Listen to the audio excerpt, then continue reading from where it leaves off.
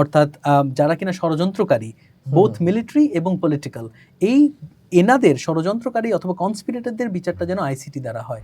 ওই 7 বছর ম্যাক্সিমামই আমি যদি ধরি, তার পরবর্তী কিন্তু তারা জেলের বাইরে আছে এবং স্বাভাবিকভাবে তাদের পরবর্তীতে চাকরিচ্যুত করা হয়েছে। এটা হচ্ছে সবচেয়ে বড় সংখ্যা। এদের এই সংখ্যাটা হচ্ছে 8,000। এটা সবচেয়ে বড় সংখ্যা। এই যে আর্মি অফিসার যারা ইনভলভ এবং যারা কিনা আপনার এই যে পলিটিক্যাল লিডার, এনাদের নাম থেকে শুরু করে তারা কি কি বলেছিল, বিভিন্ন বক্তব্য, এই সমস্ত বের হয়ে আসবে বলেই আসলে একটা বড় সংখ্যক আপনার বিডিআর জওয়ানকে এভাবে করে আটকে রেখেছে যে তাদের ট্রায়ালটা শুরুই হয় নাই। অপারেশন ডাল ভাত নিয়ে একটা অসন্তুষ্ট ছিল, এটা নিয়ে কোনো সন্দেহ নাই, কিন্তু এই ডাল ভাতের টাকা পয়সার রিলেটেড, হিসাব রিলেটেড কোনো ধরনের আসলে ত্রুটি পাওয়া যায়নি। কিছু কিছু সাংবাদিক, দুঃখজনক হলেও মুন্নি শাহর মতন সাংবাদিক, এনারা আসলে সেই সময় করেছে এই জিনিসটা।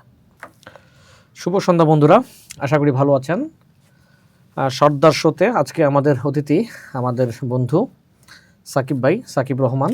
আপনারা ওনাকে চেনেন, উনি বিডিআর বিদ্রোহে নিহত শহীদ কর্নেল কুদরতে ইলাহি ওনার বড় ছেলে। তো উনিও স্বনামে প্রখ্যাত, বর্তমানে নর্থ সাউথ ইউনিভার্সিটিতে শিক্ষকতা করছেন, প্রায় 10 বছর হয়ে গেল। তো তাই তো ভাই, এর আগে উনি ইউনিভার্সিটি অফ এশিয়া প্যাসিফিক সেখানকার শিক্ষক ছিলেন। তো আমরা আজকে আড্ডা দেবো, গল্প করব সাকিব ভাইয়ের সাথে। সাকিব ভাই কেমন আছেন? থ্যাংক ইউ ভেরি মাচ, আমাকে ইনভাইট করেছেন। আমি ভালো আছি, আলহামদুলিল্লাহ যাচ্ছে। আচ্ছা সাকিব ভাই, আমাদের আড্ডার শুরুতে আমরা একটু বড় একটা কঠিন বিষয় নিয়ে কথা বলি আর কি। যে আপনি তো বিডিআর বিদ্রোহ বা বিডিআর বিদ্রোহের ফলে যে সমস্ত শহীদ হয়েছেন সেই পরিবার নিয়ে কাজ করছেন শহীদ সন্তান হিসাবে আর কি। কি অবস্থা এখন এই আমাদের বিডিআর বিদ্রোহের ফলে আপনাদের বাবা বা আরো যারা শাহাদত বরণ করছেন তাদের মামলার কি অবস্থা এখন?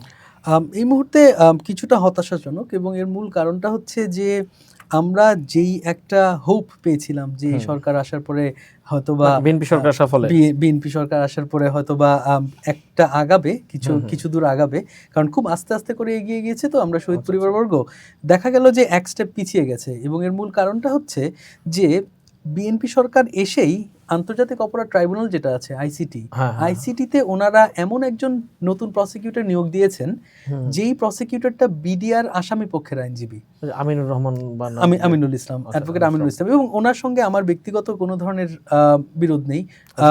একটা টক শো ছিল যেখানে কিনা উনি বিডিআর আসামি পক্ষের হয়ে আমার সঙ্গে করেছিলেন। এখন অসুবিধাটা হচ্ছে যে কিনা বিডিআর আসামি পক্ষের আইনজীবী, অর্থাৎ আমার বাবার হত্যাকাণ্ডের সঙ্গে জড়িত যে ব্যক্তি, তার আইনজীবী যে মানুষ, সে কি এখন আমার আইনজীবী হবে? তাহলে যে আমিনুল ইসলাম, উনি কি এখনো যে বিডিআর যে বিদ্রোহী জওয়ানরা তাদের পক্ষে কি মামলা লড়ছেন উনি? না, এখন আর লড়ছেন না, এখন যেহেতু উনি প্রসিকিউটর হয়েছেন।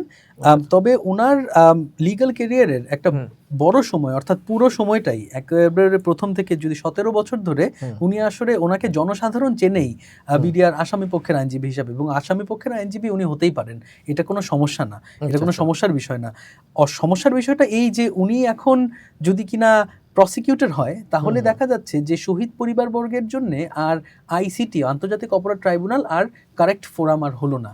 এখন আপনি বলতে পারেন যে এটা কারেক্ট ফোরাম কে বলেছে?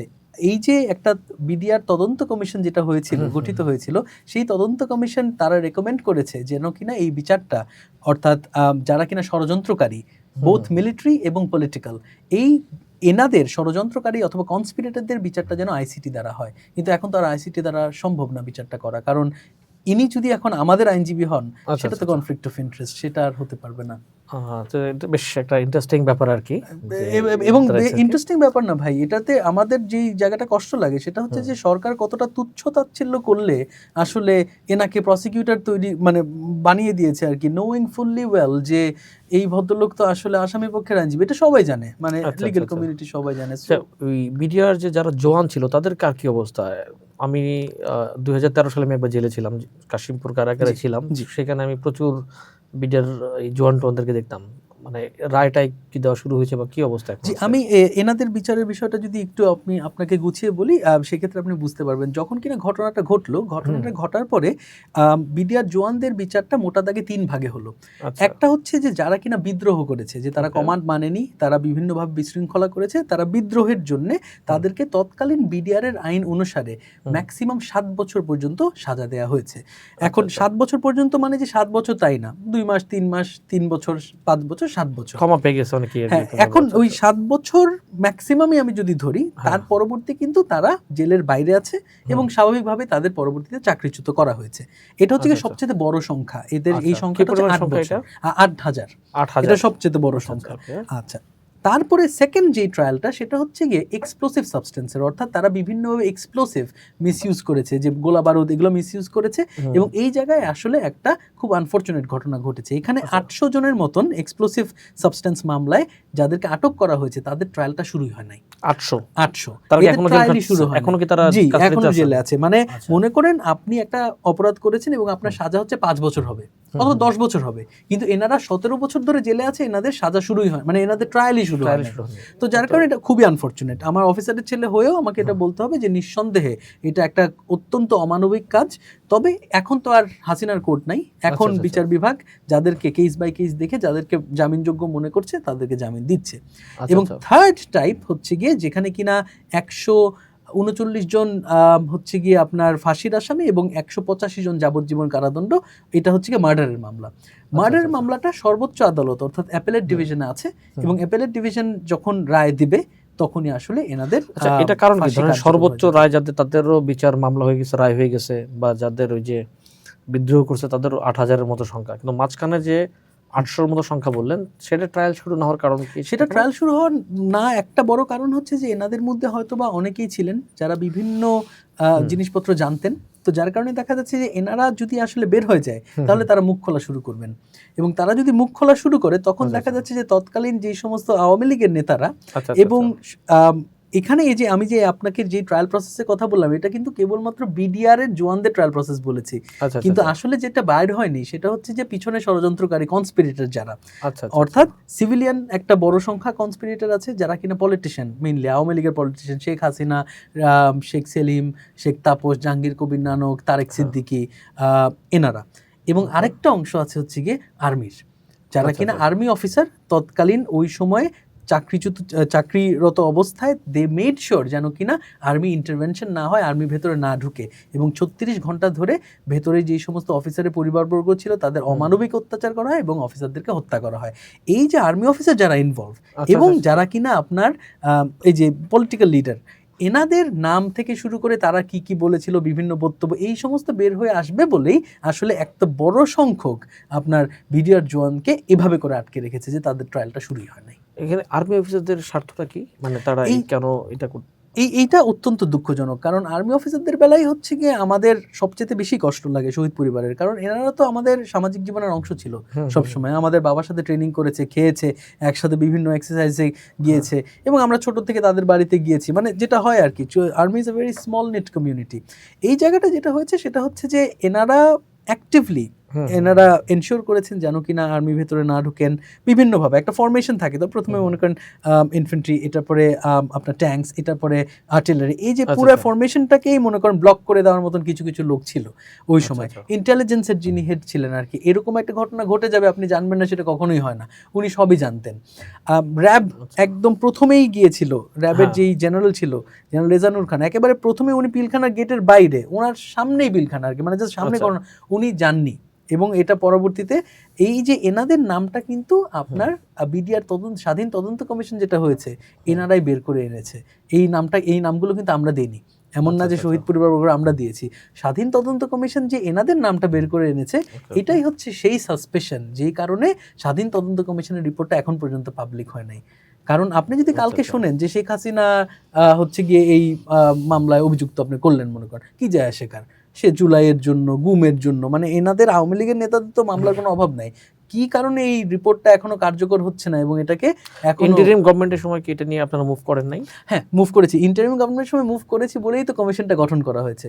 কমিশনটার রিপোর্টটাও দিয়েছে হচ্ছে গিয়ে ইন্টারিম গভর্নমেন্টের একদম শেষে 30শে নভেম্বর দিয়েছে। তো তখন আমরা বিভিন্ন মানে 30শে নভেম্বরের পরে বিভিন্নভাবে আমরা প্রেশারাইজ একটা করতে পারতাম, কিন্তু তখন আমরা জানতাম যে সামনে নির্বাচন। মোটামুটি ইন্টারিম গভর্নমেন্ট একটা কাজ করে দিয়ে গেছে, বড় একটা কাজ করে দিয়ে গেছে, নিঃসন্দেহে খুব বড় একটা কাজ করে দিয়ে গেছে। সেই যে স্বাধীন মানে যে রিপোর্টটা আর কি আপনাদের হাতে পেয়েছেন বা আমরা দেশবাসী হতে পেয়েছি আর কি, এটা নাকি এই বর্তমান যে সরকার বিএনপি গভর্নমেন্ট এদের সাথে কি আপনাদের কোনো কথাবার্তা বা কোনো এনারা যখন আলোচনা প্রথমে আসলেন তখনই সালাউদ্দিন সাহেব বললেন যে আমরা আরেকটা তদন্ত করব। তখন তো আমরা অবাক, আরেকটা তদন্ত কেন করবেন? এত কষ্ট করে শহীদ পরিবারের এত আন্দোলন সংগ্রাম করার পরে এই একটা কমিশন গঠন করা হলো, তার এতদিন 4 বার সেই কমিশন এক্সটেন্ড করা হলো মেয়াদ, তারপর একটা রিপোর্ট প্রদান করলো, সেই রিপোর্ট অনুসারে যাদেরকে ইমপ্লিকেটেড করা হয়েছে তাদের বিচার করেন, আপনি নতুন করে কেন করবেন? তো তারপরে উনি বুঝতে পারলেন যে না, তাই তো, এটা তো করা হয়েছে, ঠিক আছে, এমন কিছু কিছু ইনফরমেশন থাকতে পারে যেটা অতিরিক্ত স্পর্শকাতর, জনগণের জানার প্রয়োজন নেই, কিন্তু যাদেরকে ইমপ্লিকেট করা হয়েছে তাদেরকে তো বিচারের আওতায় আনতে হবে। এবং এই কারণেই ভাই আমরা শহীদ পরিবাররা মনে করি যে এইটা একমাত্র আসছে না আর্মির কারণে, কারণ আর্মি অফিসারদের সেখানে নাম আছে, যে আর্মি অফিসাররা আসলে চান না যে তাদের কলিগদের নামগুলো এভাবে করে বের হয়ে আসুক। একমাত্র বাধা এর মধ্যে আর্মি, আর কিছু না। খুবই দুঃখজনক ব্যাপার আর কি, আমাদের নিঃসন্দেহে আমরা জানতাম না। যাক, এখন এই শেষ একটা বিষয়, এই যে যে ধরেন গণহারে 8,000 বা 800 বা এই যে প্রায় 300 350 তিনটা সেগমেন্টে আর কি, তো আপনার কি মনে হয় যে এই যে নজওয়ান যারা সাজা খেটেছে প্রত্যেকেই কি আসলে মানে খুব স্বপ্রণোদিত হয়ে বা জেনে শুনে কি এই বিদ্রোহে যুক্ত হয়েছিল, নাকি এটা বিদ্রোহ শুরু হয়ে গেছে, তারা সেই ট্র্যাপে পড়ে গেছে? That's a very good question ভাই। এই ন্যারেটিভটা বিভিন্নভাবে দেখা যাচ্ছে যে বিশেষ করে সাংবাদিক ইলিয়াস থেকে শুরু করে কিছু কিছু মানুষ দেওয়ার চেষ্টা করে যে না, জওয়ানরা আসলে কিছু করেনি, বাইরের থেকে একটা কিলার গ্রুপ এসছে, তারা এই ঘটনাটা ঘটিয়েছে এবং তারা আসলে এর মধ্যে ফেসে গেছে। কথাটা আসলে ভাই সত্য না। বাইরের থেকে যদি আসেই, আমি ধরে নিচ্ছি 50 জন এখানে একটা আমরা মাঝে মাঝে শুনি যে ইন্ডিয়ান নাকি সেনাটা, ইন্ডিয়ান সেনার, যদিও কিনা প্রমাণ একেবারে যে ইয়ে করে পেয়েছে রিপোর্টে তা না, রিপোর্টটা সবার কাছে আছে, লিক হয়েছে কিন্তু পাবলিক করছে না অফিসিয়ালি। এখন এইটা নিয়ে যেই কমিশনটা গঠন করা হয়েছিল, তদন্ত কমিশনের যিনি কিনা চেয়ারম্যান ছিলেন, অত্যন্ত নামকরা একজন বিডিআর এর ডিজি ছিলেন, প্রাক্তন ডিজি, উনি চেয়ারম্যান ছিলেন। উনি এই বিষয়টাকে খুব ভালো করে সুন্দর করে ব্যাখ্যা করেছে যে হ্যাঁ, এটা সত্য হতেই পারে যে বাইরের থেকে কিলার এসছে, বাইরের কিলার গ্রুপ ছিল, কিন্তু আপনার এতগুলো সৈন্য তারা আসলে সেই জিনিসটা প্রতিরোধ করলো না কেন? কেবলমাত্র একজন বিডিআর এর সদস্য প্রতিরোধ করেছিল, নুরুল ইসলাম সাহেব। উনি হচ্ছে কি সুবেদার মেজর নুরুল ইসলাম, যাকে কিনা পরবর্তীতে আমাদের বাবার সঙ্গে ওনাকেও শহীদ ঘোষণা করা হয়েছে। উনি বলেছিল যে এই জিনিসটা করো না আর কি। এটা ছাড়া বাকি কোনো সৈন্য আসলে দাঁড়ায়নি। হ্যাঁ, এমনটা ঘটনা ঘটতে পারে, 1-2 জন এমনটা হতে পারে যারা কিনা আসলে এর মধ্যে ফেসে গেছে, হয়তো বা তারা ছুটিতে ছিল, এরকম শোনা যায়, ছুটিতে ছিল অথবা তারা জানতোই না, বাথরুমে ছিল, এই ধরনের একটা ঘটনা, এরকম কিছু কিছু ইনস্ট্যান্সেস হতে পারে। তবে ওভারওয়েলমিংলি আসলে এটা বলার কোনো সুযোগ নাই যে তারা কিছুই করে না। এতগুলো সৈনিক এবং সেই সময় যতটুকু সিসিটিভি ক্যামেরা ছিল, পক্ষ থেকে যে একটা বক্তব্য দেওয়া শুরু করে যে অপারেশন ডাল ভাতের টাকা পয়সার অনিয়ম অমুক তমুক, হ্যাঁ, এই বিষয়টা নিয়েও আসলে আপনার কমিশন খুব ক্লিয়ার করে রিপোর্ট দিয়েছে যে অপারেশন ডাল ভাত নিয়ে একটা অসন্তুষ্ট ছিল, এটা নিয়ে কোনো সন্দেহ নাই, কিন্তু এই ডাল ভাতের টাকা পয়সার রিলেটেড, হিসাব রিলেটেড কোনো ধরনের আসলে ত্রুটি পাওয়া যায়নি। তো যার কারণে ওই জিনিসটাও কমিশনের রিপোর্টে খুব ক্লিয়ার করে বলা রয়েছে যে এমন যদি হতো যে সেই টাকা পয়সার কোনো অনিয়ম হয়েছে, সেটা না। অপারেশন ডাল ভাত ওয়াজ সিম্পলি মেকানিজম আর কি, যেইটা কিনা সেই সময় আওয়ামী লীগ সরকার ব্যবহার করেছে যে না, এনাদের একটা রাগ আছে, ক্ষোভ আছে, এই যে তাদের অফিসারের উপরে, এই অফিসারদেরকে মেরে ফেলার, এরকম করে একটা অফিসারদেরকে এক ধরনের তাদের ডিমিন করা আর কি, তাদের যে ইমপ্রেশন এবং ইমেজ সেটা ডিমিন করা, টার্নিশ করা, সেইটা খুব সাকসেসফুলি আওয়ামী লীগ এবং কিছু কিছু সাংবাদিক, দুঃখজনক হলেও মুন্নি শাহর মতন সাংবাদিক, এনারা আসলে সেই সময় করেছে এই জিনিসটা। যাক, আল্লাহ আঙ্কেলকে ব্যস্ত নসিব করুক আর কি। ধন্যবাদ। তো আপনি পেশাগত জীবনে শিক্ষকতার পাশাপাশি রাজনীতির সাথে যুক্ত, আমরা জানি যেটা আর কি।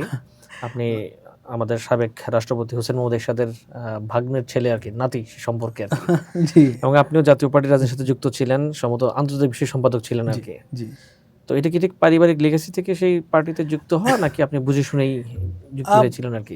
বেসিক্যালি যেটা সত্য কথা আর কি, সেটা হচ্ছে যে আমার বাবা তো প্রফেশনাল আর্মি অফিসার ছিলেন, একেবারে প্রফেশনাল আর কি, সেটা তার সঙ্গে পলিটিক্সের কোনো ধরনের সম্পৃক্ততা ছিল না, এবং বাংলাদেশ আর্মির সকলেই জানতো সেটা আর কি। এর সাথে ভাগনা সেটা ঠিক আছে, কিন্তু পলিটিক্স নিয়ে আমার বাবার has nothing to do with it.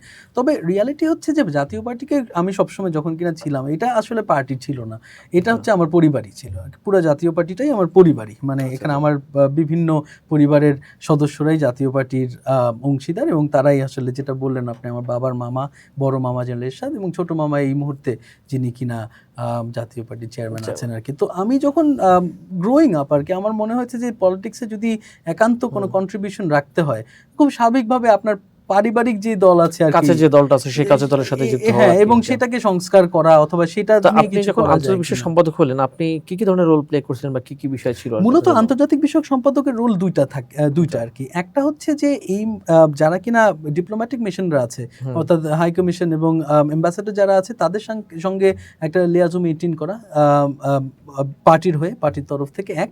আর দুই হচ্ছে যে বিভিন্ন বিদেশি কমিটি আছে, যেই বিদেশি কমিটিগুলোকে আবার কমিটি আপনি বলতে পারবেন না, কারণ আমাদের যে আইন আছে সেই আইনগুলো বলে যে বিদেশি ব্রাঞ্চ আপনার থাকতে পারবে না পলিটিক্যাল আচ্ছা, পার্টি। তো যার কারণে তাদেরকে আপনি রিপ্রেজেন্টেটিভ বলতে পারেন আর কি, যে আপনার আচ্ছা, আচ্ছা, পলিটিক্যাল পার্টির সমর্থক। সমর্থক, হ্যাঁ, আচ্ছা, তারা যে আসলে ট্রুলি যেই সকল দলেরই যেগুলো কমিটি আছে হ্যাঁ। সেই কমিটিগুলো বিভিন্ন সময় রিশাফল করা, সেই কমিটিগুলোর সঙ্গে এক ধরনের লিয়াজও রাখা আর কি। আচ্ছা, এই আমরা হচ্ছে ওই কি সময় মূলত। আপনাকে যখন নিয়োগ দেওয়া হয় এরকম একটা সুন্দর মজার জিনিস মানে একটা ব্যাখ্যা শুনছিলাম যে আপনি ভালো ইংলিশ লিখতে পারেন, পড়তে পারেন, বলতে পারেন, এই জন্য আপনাকে আন্তর্জাতিক বিষয় সম্পাদক দিয়েছিল আর কি। হ্যাঁ, মানে তো এটা কি জাতীয় পার্টিতে কি এতই মানে একটা পার্টি যে 9 বছর শাসন করছে না, তো পার্টিতে কি আসলেই ইংরেজি জানাশোনা মানুষের সংখ্যা খুব কম ছিলেন? সত্য কথা সেটা হচ্ছে যে কম কম না, প্রায় নাই বললেই চলে আর কি। আচ্ছা, আচ্ছা। বিকজ যেটা হয় সেটা হচ্ছে যে সেই সময়টা যেটা ছিল সেটা হচ্ছে যে সব মানে যেহেতু আওয়ামী লীগ ক্ষমতায় দীর্ঘদিন ধরে ছিল, সবচেয়ে ভালো লোকরা আসলে মানে সবচেয়ে ভালো কোয়ালিটির লোকগুলো হচ্ছে গিয়ে আওয়ামী লীগের দিকে ঘিরতো। বিএনপির কাছে আছে গিয়ে খুব ডেডিকেটেড অনেক দিন ধরে কিছু লোক আছে, তারাই আছে। একটা আস্তে আস্তে করে করে লোক সংখ্যা কমেছে, সেই জিনিসটা দেখেছি। এবং দ্য ওয়ার্স্ট বাঞ্চটা আসলে জাতীয় পার্টিতে যেত আর কি। এবং জাতীয় আচ্ছা, পার্টিতে ইন দ্য লিটারাল সেন্স আর কি, মানে মনে করেন একটু ইংরেজি জানে, একটু ডিপ্লোম্যাটদের সাথে এক ধরনের সম্পর্ক রাখতে পারবে, এই ধরনের লোক আসলে খুব কম ছিল। যারা ছিল অত্যন্ত সিনিয়র নেতৃবৃন্দ, তারা আসলে এই রোলের না। আচ্ছা, আচ্ছা, এবং এই সমবয়সী খুব বেশি একটা লোক একেবারেই ছিল না।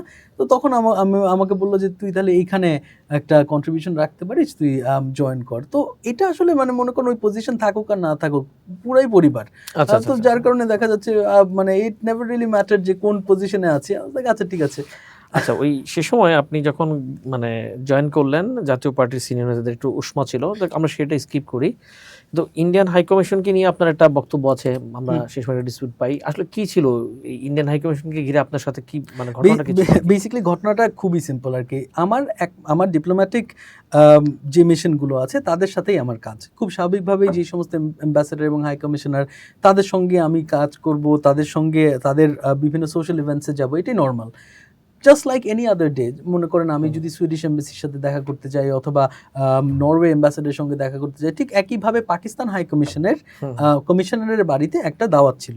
আচ্ছা, এবং আচ্ছা। সেই দাওয়াতটাতে হচ্ছে কি মূলত রাজনীতিবিদ, এডুকেশনের সঙ্গে যারা রিলেটেড, তাদের আর্টিস্ট, এই ধরনের কিছু গেস্ট ছিল, তাদের মধ্যে আমি একজন ছিলাম। আচ্ছা, ভালো কথা। সেই যেই এবং এটা কোনো গোপন কোনো কিছুই না আর কি, যে পাকিস্তান হাই কমিশনারের বাসায় একটা ছবি, যেই ছবিটা পরবর্তীতে ইন্ডিয়ান হাই কমিশনে তারা জানতে এটা পারে। কি সবাই মানে ওপেন? ইট ওয়াজ আ দাওয়াত ভেরি ছিল তো? ওপেন দাওয়াত, মানে হচ্ছে কি অফকোর্স গেস্টরা তো আসলে মানে আচ্ছা, ওপেন ইনভিটেশন তো আর না, হ্যাঁ। বাট এটা কোনো মানে লুকানো ছাপানোর বিষয় না আচ্ছা, আর কি। আচ্ছা, আচ্ছা। ছবি তুলেছে জাস্ট লাইক এনি আদার দাওয়াত আর কি। তো তার পরবর্তীতে ইন্ডিয়ান হাই কমিশন সেটা জানতে পারলো, জানতে পেরে তারপরে তারা জিএম কাদের সাহেবকে বললেন যে এই আন্তর্জাতিক বিষয় সম্পাদক তোমার যেটা আছে তাকে সরাতে হবে। তখন দুঃখজনক হলো যে জিএম কাদের সাহেব আমাকে সরিয়ে দিলেন।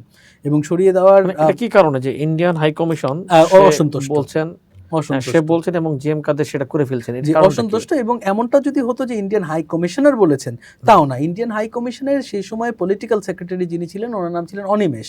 এবং অনিমেষ লিটারালি জিএম কাদেরকে একটা মেসেজ পাঠালেন, সেই টেক্সটটাও জিএম কাদের আমাকে ফরওয়ার্ড করলো। সেটা হচ্ছে যে it is recorded back home, এটা আমরা আমাদের দেশে এটা আমরা আমলে নিচ্ছি, বাকিটা আপনার decision. So it is well seriously recorded back home আর কি, যে এটা আমরা খুব সিরিয়াসলি নিচ্ছি, বাকিটা আপনার ডিসিশন স্যার।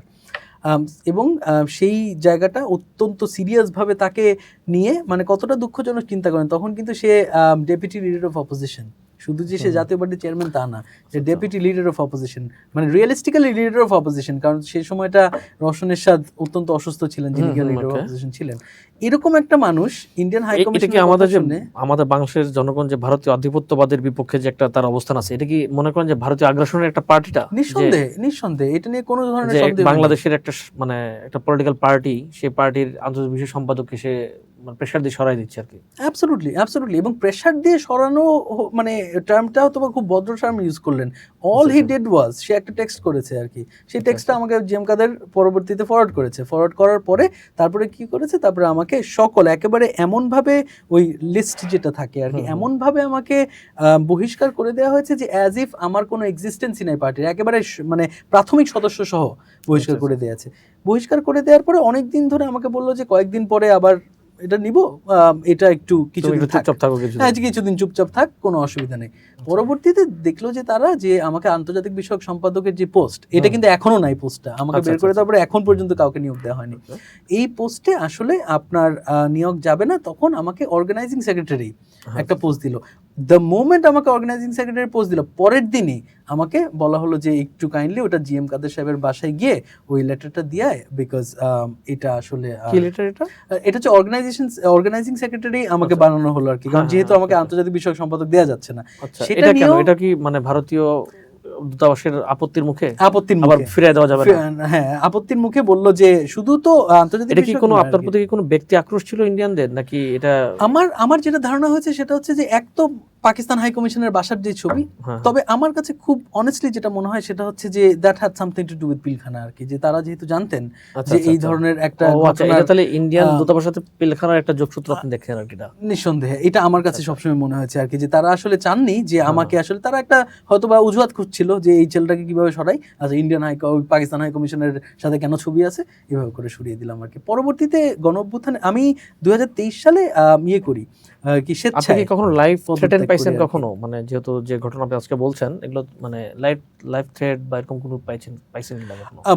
লাইফ থ্রেটের ব্যাপারটা হচ্ছে গিয়ে এসছে মূলত হচ্ছে গিয়ে আপনার ইয়ের পরে, গণ অভ্যুত্থানের পরে, সেটা তো হচ্ছে 5 আগস্টের পর থেকে। 5 আগস্টের পরে হচ্ছে কি আপনার ওই আওয়ামী লীগের থেকে, সেটা তো স্বাভাবিক, কারণ আমরা সবাই পাই। হ্যাঁ, সেটা মানে বাইরের কোনো দেশ বা বাইরের কারোর কাছ থেকে আপনি এরকম পান না। মানে আপনি যেহেতু বিডিআর নিয়ে কাজ করছেন এবং আপনি যেটা বললেন আজকে, না তার আগ পর্যন্ত আমাকে এভাবে করে লাইফ থ্রেটের বিষয়টা যেটা হতো আর কি, সেটা হচ্ছে যে লাইফ থ্রেট পর্যন্ত আসলে যেতে হতো না, কারণ এটা মিডিয়া আসলে এতটা কন্ট্রোল ছিল, আপনার কোনো বক্তব্য তো মিডিয়া নেয় না।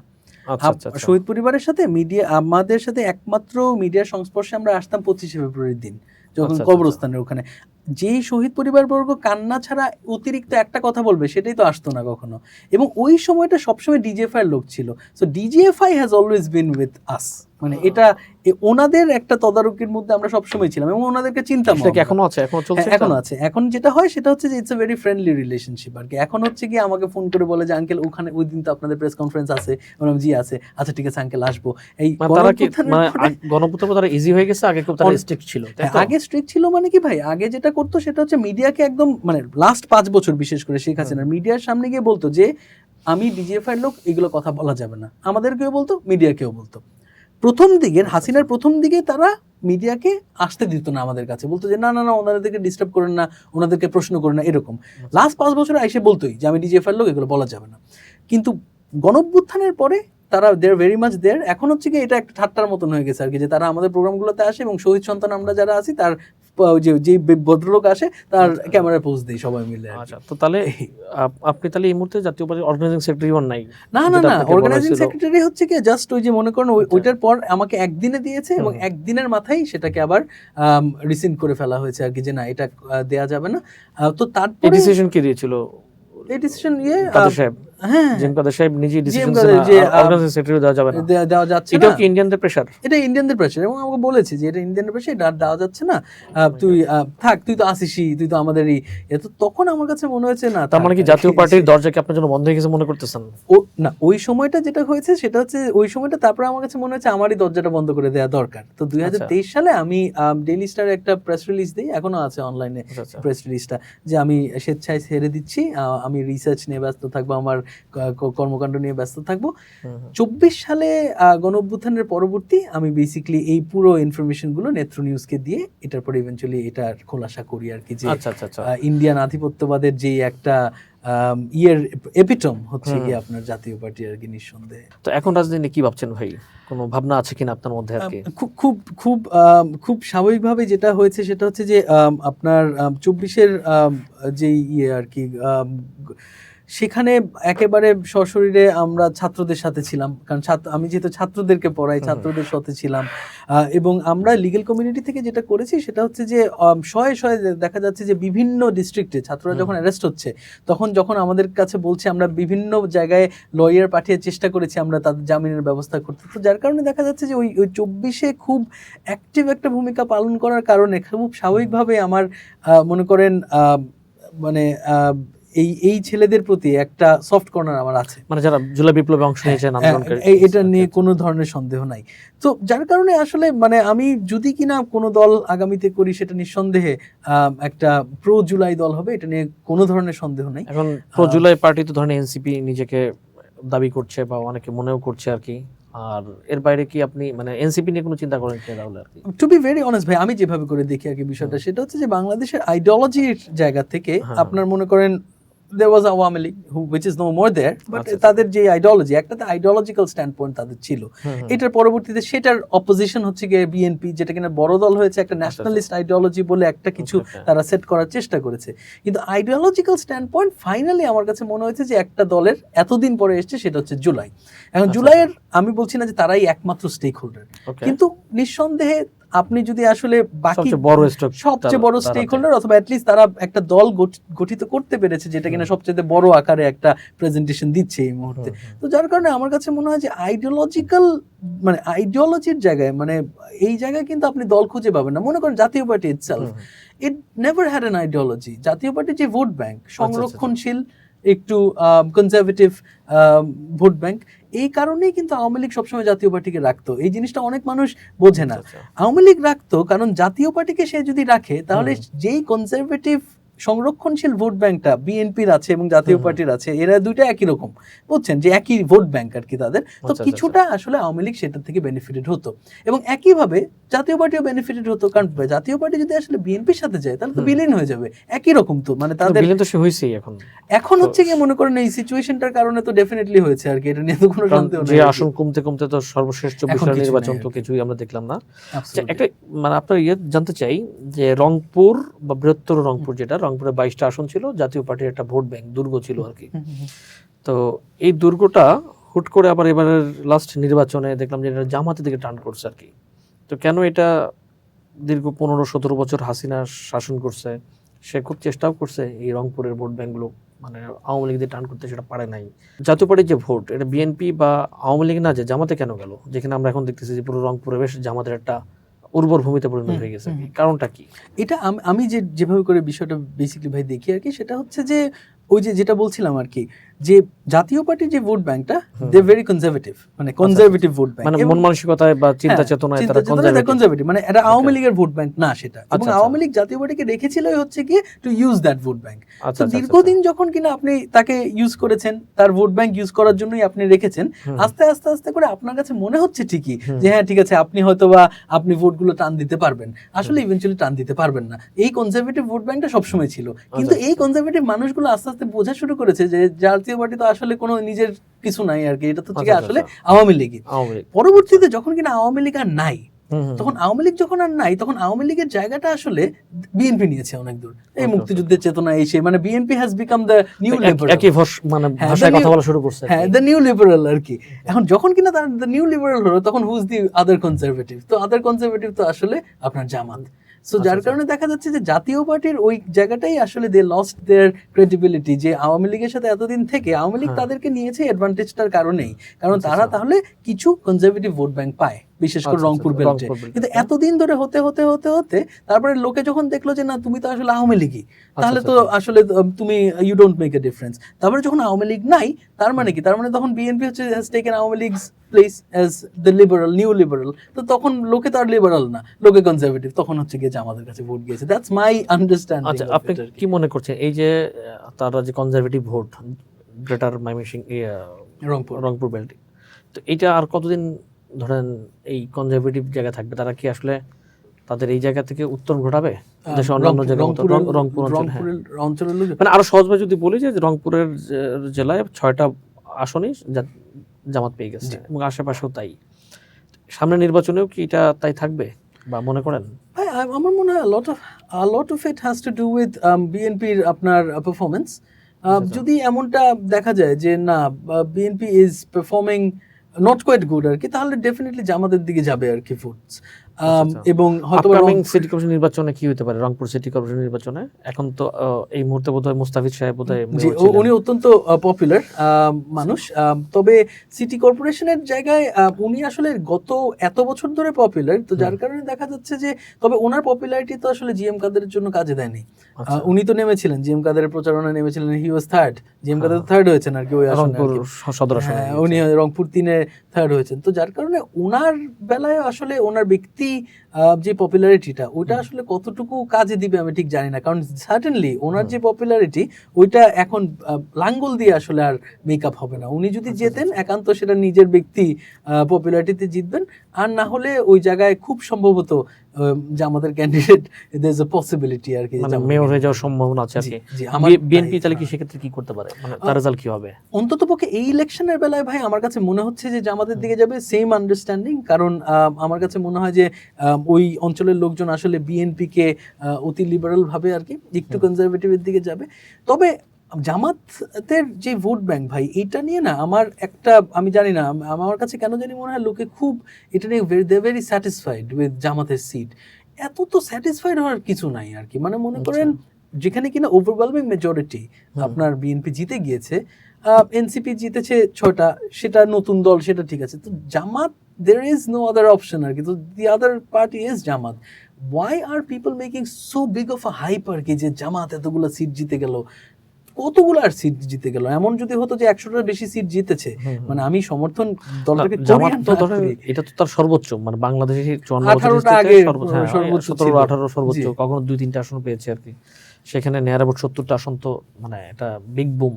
হ্যাঁ ঠিক আছে আর কি, মানে আমি বলছি যে সেটা নিয়ে আসলে ওই মানে বিগ বম এটা যেমনটা সত্য, বাট এটাও সত্য যে আর তো কেউ নাই আর কি, 3টাই তো প্লেয়ার। আচ্ছা, যদি ধরেন বাংলাদেশে কোনো কারণে ব্যালটে যে নৌকা থাকতো এই নির্বাচনে, তাহলে কি রেজাল্ট হতে পারতো আপনার এলাকায়, গ্রেটার রংপুরে?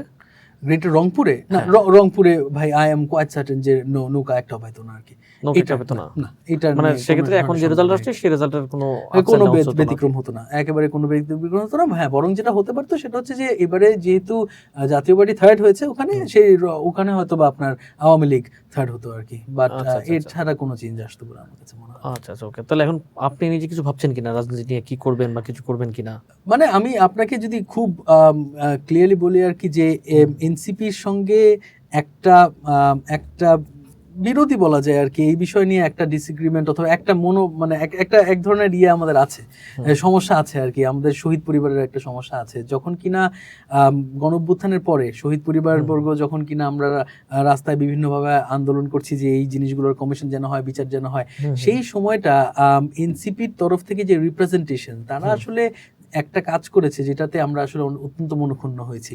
তারা বেসিক্যালি গিয়ে বিডিআর আসামিদের সাথে দাঁড়িয়েছে এবং বিভিন্নভাবে দেখা যাচ্ছে যে বিভিন্ন সাংবাদিক ইলিয়াসের মতন বিভিন্ন মানুষ বিভিন্ন ন্যারেটিভ ছড়িয়েছে, যেই জিনিসটা প্রপার ছিল না।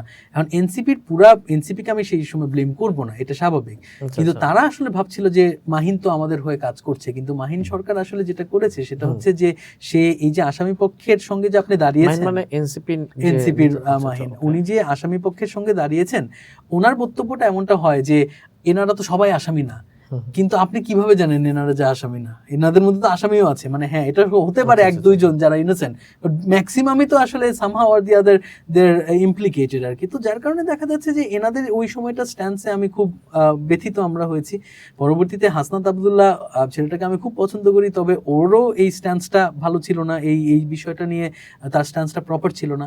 পরবর্তী আমি ওর সাথে কথা বলেছি এই বিষয় নিয়ে, এবং তখন সে জানিয়েছেন আমাকে যে না, ওই সময়টা একটা এরকম মিসআন্ডারস্ট্যান্ডিং হয়ে গিয়েছে, সবকিছু একটা হাইপের মধ্যে, সবাই একটা মধ্যে গোরের মধ্যে ছিল। সো যার কারণে দেখা যাচ্ছে যে আমরা আসলে যারা শহীদ পরিবারের সন্তান, আমরা অনেকে চাইলেও সেই সময় এনসিপির মানে আমরা খুব ব্যথিত, হ্যাঁ খুব ব্যথিত যে এটা কি করতেছে আর কি তারা আর কি, তাই না, যে এই ছেলেগুলো আমরা তো ধন্যবাদ দিতে মুখে ফেনা তুলে ফেলছি আর কি এদেরকে, কিন্তু এরা হঠাৎ করে এরকম উল্টা পাল্টা কাজ করা শুরু করলো কেন? এই পিলখানা ন্যারেটিভটা তাদের ক্লিয়ার না কেন? অন দি আদার হ্যান্ড এটা তো সত্য ভাই আর কি, যে বিএনপিতে যেহেতু একটা বড় সংখ্যা আর্মি অফিসার আছে, পিলখানার ন্যারেটিভ নিয়ে তাদের কখনোই কোনো ধরনের ঝামেলা ছিল না। মানে they were very clean and clear about what happened, who are the perpetrators এবং কারা ভিকটিম, মানে এটা নিয়ে আসলে তারা কোনো ধরনের ইয়ে করে নাই। সো এই কারণে এনসিপির উপরে হয়তো একটু আমি মানে যেটাই বলেন অভিমান বলেন আর যাই বলেন, বাট দ্যাটস সার্টেনলি আ দল যেটা কিনা আমি একটা সম্ভাবনা দেখি আর কি এই দলের, যে হয়তো সামনে একটা ফিউচার আছে আর কি। আর আমার ফিউচার আছে নাকি জানি না, বাট দলের হয়তো কিছুটা আছে আর কি। ঠিক আছে সাকিব ভাই, ধন্যবাদ। আমরা Thank you. সুন্দর একটা আলাপ সালাপ করলাম, Wonderful. ইনশাআল্লাহ জি। ভবিষ্যতে আপনার সাথে আবার আরো আলাপ হবে আর কি। অনেক ধন্যবাদ আপনাকে ততদিন ভাইয়া। ইনশাআল্লাহ আমরা আপনাকে আবার একটা রাজনীতিবিদের চেহারায় দেখতে চাই আর কি। না, আপনি না, না, রাজনীতিতে না। আবার ফিরে আসেন, ব্যাক করেন। সেটা তো আমি আপনার বেলা দেখতে চাই অ্যাকচুয়ালি আর কি। আপনি করেন। হ্যাঁ, আমি ইনশাআল্লাহ আছি। ওকে, ধন্যবাদ বন্ধুরা। আজকের মতো আমি সাগর সর্দার আমিনুল ইসলাম বিদায় নিচ্ছি। ইনশাআল্লাহ আবার দেখা হবে নেক্সট একটা সর্দার শোতে আর কি। আল্লাহ হাফেজ।